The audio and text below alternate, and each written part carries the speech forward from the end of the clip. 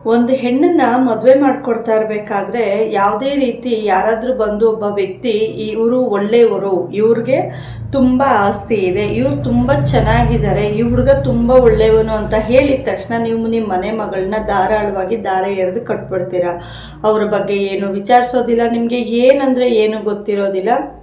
ಮೂರನೇ ವ್ಯಕ್ತಿ ಮಾತು ಕೇಳಿ ನಿಮ್ಮ ಮನೆ ಹೆಣ್ಮಗಳನ್ನ ಕೊಟ್ಟು ನೀವು ಕಣ್ಣೀರಲ್ಲಿ ಕೈ ತೊಳಿತಾ ಇದ್ದೀರಾ ಅಲ್ವಾ? ಹಾಗಾದರೆ ನಾವು ಯಾವ ರೀತಿ ಯೋಚನೆ ಮಾಡಬೇಕು, ನಮ್ಮ ಮನೆ ಮಗಳನ್ನ ಇನ್ನೊಬ್ಬರಿಗೆ ಕೊಡಬೇಕಾದ್ರೆ ನಾವು ಏನೆಲ್ಲ ಒಂದು ಇದನ್ನು ತಗೋಬೇಕು ಅನ್ನೋದ್ರ ಬಗ್ಗೆ ನಾನು ಈ ವಿಡಿಯೋದಲ್ಲಿ ತಿಳಿಸ್ಕೊಡ್ತಾ ಇದ್ದೀನಿ. ಹಾಗೆ ಯಾರೆಲ್ಲ ನನ್ನ ಚಾನಲ್ನ ಫಸ್ಟ್ ಟೈಮ್ ನೋಡ್ತಿದ್ದೀರಾ ಪ್ಲೀಸ್ ಸಬ್ಸ್ಕ್ರೈಬ್ ಮಾಡ್ಕೊಳ್ಳಿ. ಹಾಗೆ ನನ್ನ ಚಾನಲ್ನ ಸಬ್ಸ್ಕ್ರೈಬ್ ಮಾಡಿಕೊಂಡು ಪಕ್ಕದಲ್ಲಿರೋ ಬೆಲ್ ಬಟನ್ನ ಕ್ಲಿಕ್ ಮಾಡಿ. ನಾನು ಹಾಕುವಂಥ ವಿಡಿಯೋಸ್ ನಿಮಗೆ ಬರುತ್ತೆ. ಹಾಗೆ ಲೈಕ್ ಮಾಡೋದನ್ನ ಮರಿಬೇಡಿ. ನೀವು ಮಾಡೋ ಲೈಕ್ ನಂಗೆ ಹೊಸ ಹೊಸ ವಿಡಿಯೋಸ್ ಮಾಡೋದಕ್ಕೆ ಮೋಟಿವೇಶನ್ ಸಿಗ್ದಂಗೆ ಆಗುತ್ತೆ. ಹಾಗೆ ಈ ವಿಡಿಯೋ ಬಗ್ಗೆ ಅನಿಸಿಕೆಗಳೇನಾದರೂ ಇದ್ದರೆ ನನಗೆ ಕಾಮೆಂಟ್ ಮುಖಾಂತರ ನೀವು ತಿಳಿಸ್ಬೋದು. ಖಂಡಿತವಾಗ್ಲೂ ನನಗೆ ಅದು ತುಂಬಾ ಖುಷಿ ಕೊಡುತ್ತೆ. ಹಾಗೆ ನಿಮಗೆ ಯಾವುದಾದ್ರೂ ಹೊಸ ವಿಡಿಯೋಸ್ ಬೇಕಂದರೆ ಕೂಡ ನನಗೆ ತಿಳಿಸಿ, ನಾನು ಖಂಡಿತವಾಗ್ಲೂ ಮಾಡಿ ಹಾಕ್ತೀನಿ.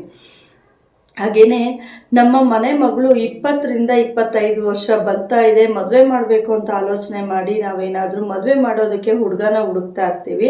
ಹಾಗೆ ಹುಡುಗನ ಹುಡುಕಿದ್ಮೇಲೆ ನಾವು ಯಾರನ್ನೋ ಕೇಳ್ತೀವಿ, ಇಲ್ಲ ಇನ್ಯಾರನ್ನೋ ವಿಚಾರಿಸ್ತೀವಿ, ಹುಡುಗ ಹೇಗೆ, ಪರವಾಗಿಲ್ವಾ, ಕೆಲಸಕ್ಕೆ ಹೋಗ್ತಾ ಇದ್ದಾನೆ, ಏನು ಎತ್ತ ಅಂತ ಎಲ್ಲ ನಾವು ವಿಚಾರಿಸಿದಾಗ ಆಗ ಸರಿ ಆಯಿತು ಅಂತ ಹೇಳಿ ಅವರು ಕೂಡ ಒಳ್ಳೆ ಹುಡುಗ, ಒಳ್ಳೆ ಮನೆತನ, ಇವ್ರ ಮನೆಯವ್ರು ತುಂಬ ಒಳ್ಳೆಯವರು, ಹುಡುಗನಿಗೆ ಕೆಲಸ ಇದೆ ಅಂತ ಹೇಳ್ತಾರೆ. ಹೌದು ಅಂತ ನಂಬಿ ನೀವು ನಿಮ್ಮ ಮನೆ ಮಗಳನ್ನ ಕೊಟ್ಟಿರ್ತೀರ. ಆಮೇಲೆ ಗೊತ್ತಾಗುತ್ತೆ ಅವರು ಕುಡಿದ ಚಟ ಇದೆ, ಇನ್ನೇನೋ ಒಂದು ಹೆಣ್ಮಕ್ಳು ಬೇರೆ ಬೇರೆ ಹೆಣ್ಮಕ್ಳು ಸಹವಾಸ ಮಾಡೋ ಚಟ ಇದೆ, ಅವ್ರ ನೆಟ್ಟಗೆ ಕೆಲ್ಸಕ್ಕೆ ಹೋಗ್ತಾ ಇರೋದಿಲ್ಲ ಅಂತ ಹೆಣ್ಮಕ್ಳು ಕಣ್ಣೀರಲ್ಲಿ ಕೈ ತೊಳೆಯೋಂಗೆ ಆಗುತ್ತೆ.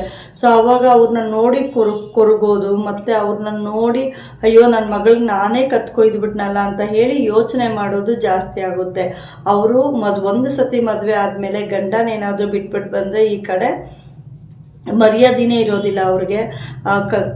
ಕುಡ್ಕುನ್ ಗಂಡ ಆಗಿರಲಿ ಯಾರಾದರೂ ಆಗಿರಲಿ ಅವ್ರ ಹತ್ರನೇ ನೀವು ಬದುಕಬೇಕು, ಬಾಳಬೇಕು ಅಂತ. ಆದರೂ ಅವ್ರಿಗೆ ಆ ಟಾರ್ಚರ್ನೆಲ್ಲ ಬಯಸಿ ಬದುಕಿದ್ರೆ ಇದ್ದರೆ ಕೂಡ ಅವರು ಜೀವಂತ ಶವ ಆಗಿರ್ತಾರೆ, ಇಲ್ಲ ಅಕಸ್ಮಾತಾಗಿ ತಪ್ಪು ನಿರ್ಧಾರಗಳ ತಗೋತಾ ಇರ್ತಾರೆ. ಸೊ ಇದನ್ನೆಲ್ಲ ಹೇಗೆ ತಡೆಯೋದು, ನಾವು ಏನು ಮಾಡಿದ್ರೆ ಇದನ್ನು ನಾವು ಆಲ್ಮೋಸ್ಟ್ ಒಂದು ಮಟ್ಟಕ್ಕೆ ನಾವು ಇದನ್ನು ಮಾಡ್ಬೋದು ಅಂತ ಹೇಳಿ ಇವತ್ತು ವಿಡಿಯೋದಲ್ಲಿ ನಾನು ತಿಳಿಸ್ಕೊಡ್ತಾ ಇದ್ದೀನಿ. ನಿಮ್ಮ ಮನೆ ಹೆಣ್ಮಗಳನ್ನ ನೀವು ಕೊಡ್ತಾ ಇದ್ದೀರಾ, ಆದಷ್ಟು ನಿಮಗೆ ಪರಿಚಯ ಇರೋರು, ನಿಮ್ಮ ಸುತ್ತಮುತ್ತ ಇರೋರಿಗೆ ನೀವು ಕೊಡಿ. ಇಲ್ಲ ನಿಮ್ಮ ರಿಲೇಷನ್ಸಲ್ಲೂ ಕೂಡ ಸುಮಾರು ಜನಕ್ಕೆ ಏನೂ ಗೊತ್ತಿರೋದಿಲ್ಲ. ನಿಮಗೆ ಪರಿಚಯ ಇದೆಯಾ ನಿಮಗೆ ಅವರು ಚಿಕ್ಕ ವಯಸ್ಸಿನಿಂದ ನೋಡಿದ್ದೀರಾ, ಆ ಥರ ಇರೋರಿಗೆ ಕೊಟ್ಟರೆ ಆಗ ಕೂಡ ನೀವು ಅದನ್ನು ಒಂದು ಮಟ್ಟಿಗೆ ನೀವು ತಡಿಬೋದು. ಅದನ್ನು ಅಕಸ್ಮಾತಾಗಿ ಇಲ್ಲ ನಮ್ಮ ಸಂಬಂಧಿಕರಲ್ಲಿ ಆ ಥರ ಯಾರೂ ಇಲ್ಲ, ನಾವು ಇವಾಗ ಔಟ್ಸೈಡೇ ಹೋಗಬೇಕು, ಏನು ಮಾಡೋದು ಅಂತ ನೀವು ಅನ್ಕೋತಾ ಇರ್ತೀರ. ಆಗ ಕೂಡ ಅಷ್ಟೇ ನೀವು ಡೈರೆಕ್ಟಾಗಿ ಹುಡುಗನ ಹತ್ರನೇ ಕೂತ್ಕೊಂಡು ಮಾತಾಡ್ಬೋದು. ನಿನ್ನ ಹ್ಯಾಬಿಟ್ಸ್ ಏನು, ನೀನು ಹೇಗಿರ್ತೀಯ, ನೀನು ಕೆಲ್ಸಕ್ಕೆ ಹೋಗ್ತಾ ಇಲ್ವಾ, ಅಕಸ್ಮಾತ್ ನನಗೆ ಮದುವೆ ಆಗೋದಿಲ್ಲ ಅಂತ ಅವ್ರು ಏನಾದರೂ ಸುಳ್ಳು ಹೇಳಿದ್ರೆ ಕೆಲವೊಬ್ಬರೆಲ್ಲ ಏನು ಮಾಡ್ತಾರೆ ಅಂದರೆ ಅವ್ರು ಮಾಡ್ತಾರೋ ಕೆಲಸದ ಜಾಗದಲ್ಲಿ ಕೂಡ ಹೋಗಿ ವಿಚಾರಿಸ್ತಾರೆ. ಬಟ್ ಅಲ್ಲಿ ಕೂಡ ಅವ್ರನ್ನ ಸೆಟ್ ಮಾಡಿ ಇಟ್ಕೊಂಡಿರ್ತಾರೆ, ಇಲ್ಲ ಇಲ್ಲಿ ಕೆಲಸ ಇದೆ, ಇಲ್ಲಿ ಜಾಬ್ ಇದೆ, ಇಲ್ಲಿ ಹಿಂಗಿದೆ ಹಂಗಿದೆ ಅಂತ.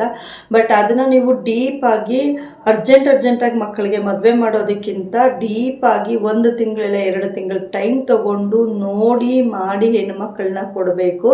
ಹಾಗೆ ಅವ್ರ ಮನೆತನನ ಕೂಡ 1 ಸತಿ ಅಲ್ಲ 10 ಸತಿ ವಿಚಾರಿಸಬೇಕು.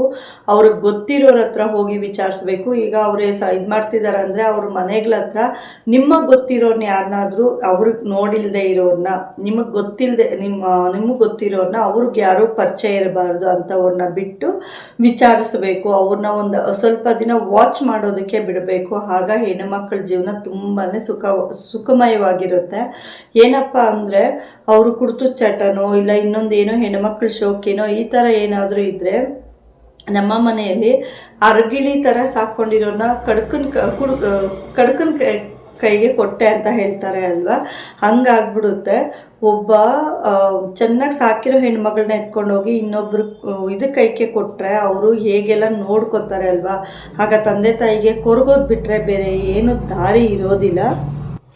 ಅವ್ರಿಗೆ ಬೇರೆ ಏನು ದಾರಿ ಇರೋದಿಲ್ಲ. ಸರಿ, ಏನೇ ಅಣ್ಣ ತಮ್ಮಂದ್ರು ನಾನು ನೋಡ್ಕೊತೀನಿ, ಅಪ್ಪ ಅಮ್ಮ ನಾನು ನೋಡ್ಕೊತೀನಿ ಅಂದರು. ಆದರೆ ಅವರು ಒಂದು ಸತಿ ಮದುವೆ ಮಾಡಿ ಕೊಟ್ಟ ಮೇಲೆ ಅವರು ಆ ಮನೆ ಮಗಳಾಗಿರ್ಬೋದು, ಸೊಸೆ ಆ ಮನೆಗೂ ಸೇರಿರ್ತಾಳೆ. ಈ ಮನೆಯಲ್ಲಿ ಅಷ್ಟೊಂದು ಅಧಿಕಾರ ಏನೂ ಇರೋದಿಲ್ಲ. ಸೊ ಹಾಗಾಗಿ ಯಾರಿಗೆ ಎಷ್ಟೇ ಚೆನ್ನಾಗಿ ನೋಡಿಕೊಂಡ್ರು ಗಂಡ ಮನೆ ಮಕ್ಕಳು ಅನ್ನೋದು ಅವ್ರದ್ದೇ ಒಂದು ಜೀವನ ಇರಬೇಕು. ಅವಾಗ ಅವರು ಕೂಡ ಖುಷಿಯಾಗಿರ್ತಾರೆ, ಅವರು ಕೂಡ ಒಂದು ಸಂತೋಷವಾಗಿ, ತಂದೆ ತಾಯಿ ಕೂಡ ಕೊನೆಗಾಲದಲ್ಲಿ ನನ್ನ ಮಗಳು ಎಲ್ಲೋ ಒಂದು ಕಡೆ ಚೆನ್ನಾಗಿದ್ದಾಳೆ, ನನ್ನ ಮಗಳು ಗಂಡ ಮಕ್ಕಳ ಜೊತೆ ಖುಷಿಯಾಗಿದ್ದಾಳೆ ಅಂತ ಹೇಳಿ ಅವರು ಕೂಡ ಕೊನೆಗಾಲದಲ್ಲಿ ಕಣ್ಮುಚ್ಚೋ ಅಂತ ಆಗುತ್ತೆ. ಸರಿ, ನಾವು ಎಷ್ಟೆಲ್ಲ ವಿಚಾರಿಸಿದ್ವಿ, ನಾವು ಯಾರನ್ನೆಲ್ಲ ಬಿಟ್ಟಿದ್ವಿ, ಬಟ್ ಆದರೂ ಗೊತ್ತಾಗಲಿಲ್ಲ. ಈಗ ನಾವು ಏನು ಮಾಡಬೇಕು ಅಂತ ನೀವೇನಾದರೂ ಅನ್ಕೋತಾ ಇದ್ದರೆ, ಆಗಲೂ ಒಂದು ಸ್ವಲ್ಪ ಅವ್ರನ್ನ ಕರೆದು ಕೂರಿಸಿ ಬುದ್ಧಿವಾದ ಹೇಳಿ ಆಗಲೂ ಅವರು ಸರಿ ಹೋಗಲಿಲ್ಲ ಅಂದರೆ ಅವ್ರನ್ನಿಂದ ಇವ್ರಿಗೆ ಡಿವೋರ್ಸ್ ಕೊಡಿಸಿ, ಅಕಸ್ಮಾತ್ ಇವ್ರಿಗೆ ಏನಾದರೂ ಇನ್ನೊಂದು ಮ್ಯಾರೇಜ್ ಮಾಡಿಸ್ತಿರೋ ಇಲ್ಲ ಇವ್ರನ್ನ ಒಂದು ಕೆಲಸಕ್ಕೆ ಸೇರಿಸಿ ಅವರ ಜೀವನನ ಅವರು ನೋಡ್ಕೊಳ್ಳೋ ರೀತಿ ಅವ್ರನ್ನ ಇಡಬೇಕು. ಇದು ಇವತ್ತಿನ ವಿಡಿಯೋದಲ್ಲಿ ತುಂಬ ಅಂದರೆ ಹೆಣ್ಮಕ್ಳಿಗೆ ಇವಾಗ ಹಿಂಗೆ ಆಗ್ತಾ ಇರೋದು. ಏನು ವಿಚಾರ ಗೊತ್ತಿಲ್ಲದೆ ಯಾರಾದರೂ ಮೂರನೇ ವ್ಯಕ್ತಿ ಬಂದ್ಬಿಟ್ಟು ಈ ಹುಡುಗ ತುಂಬ ಒಳ್ಳೆಯವನು ಅಂತ ಹೇಳಿದ ತಕ್ಷಣ ಮದುವೆ ಮಾಡಿಕೊಟ್ಟು ಸುಮಾರು ಜನ ಅದನ್ನು ನೋವು ತಿಂತಾ ಇರೋದಂತೂ ತುಂಬ ಇದೆ. ಈಗ ಡಿವೋರ್ಸ್ಗಳು ಆಗ್ತಾ ಇರೋದು ಕೂಡ ಅದೇ ಕಾರಣಕ್ಕೇ. ಹಾಗೆಯೇ ಸುಮಾರು ಜನ ಈಗ ಬಿಟ್ಟು ಹೋಗ್ತಾ ಇದ್ದಾರೆ, ಕಣ್ಣೀರಲ್ಲಿ ಕೈ ತೊಳಿತಾ ಇದ್ದಾರೆ. ಅಕಸ್ಮಾತ್ ಮಕ್ಕಳಾಗಿದ್ರೆ ಮಕ್ಕಳಿಗೋಸ್ಕರ ಆದರೂ ನೋವು ತಿನ್ಕೊಂಡಿರುವಂಥ ನೂರಾರು ಜನ ಹೆಣ್ಮಕ್ಳಿಗೆ ಕೂಡ ಇದು ಕೂಡ ಇದಾಗುತ್ತೆ. ಐ ಹೋಪ್ ಈ ವಿಡಿಯೋ ಎಲ್ಲರಿಗೂ ಇಷ್ಟ ಆಗುತ್ತೆ ಅಂತ ಅಂದ್ಕೊಂಡಿದ್ದೀನಿ. ಒಂದು ಹೆಣ್ಮಗು ಜೀವನದ ಕತೆ ಇದು. ಸುಮಾರು ಜನಕ್ಕೆ ಹೇಳ್ಕೊಳಕ್ಕಾಗದೇ ಇರೋಂಥ ನೋವು ಮನಸ್ಸಲ್ಲಿರುತ್ತೆ. ಅವರು ಈ ವಿಡಿಯೋನ ನೋಡಿದ್ರೆ ಹೌದು, ನಮ್ಮ ಮನೆಯವ್ರು ಮಾಡಿದ ತಪ್ಪು ಇವತ್ತು ನಾನು ಅನುಭವಿಸ್ತಾ ಇದ್ದೀನಿ ಅಂತ ಅವ್ರಿಗೆ ಒಂದು ಇದಾಗುತ್ತೆ. ಸೊ ನಿಮ್ಮ ಮಕ್ಕಳ ಹೆಣ್ಣು ಮಕ್ಕಳ ಜವಾಬ್ದಾರಿ ನಿಮ್ಮ ಕೈಯಲ್ಲೇ ಇರುತ್ತೆ. 100 ಸತಿ ಯೋಚನೆ ಮಾಡಿ ಒಂದು ಮನೆಗೆ ದಾರೆ ಎರೆದು ಕೊಡಿ ಅಂತ ಕೇಳ್ಕೊಳ್ತಾ ಮತ್ತೊಂದು ವಿಡಿಯೋ ಜೊತೆ ನಾನು ನಿಮಗೆ ಸಿಗ್ತೀನಿ. ಹಾಗೆ ನನ್ನ ಚಾನಲ್ನ ಇನ್ನೂ ಯಾರು ಸಬ್ಸ್ಕ್ರೈಬ್ ಮಾಡ್ಕೊಂಡಿಲ್ಲ, ದಯವಿಟ್ಟು ಸಬ್ಸ್ಕ್ರೈಬ್ ಮಾಡಿಕೊಂಡು ನನಗೆ ಸಪೋರ್ಟ್ ಮಾಡಿ. ಈ ವಿಡಿಯೋ ಬಗ್ಗೆ ಅನಿಸಿಕೆಗಳಿದ್ರೆ ನೀವು ನನಗೆ ಕಮೆಂಟ್ ಮುಖಾಂತರ ತಿಳಿಸಿ ಅಂತ ಕೇಳ್ಕೊಳ್ತಾ thank you so much. Love you all. Bye bye.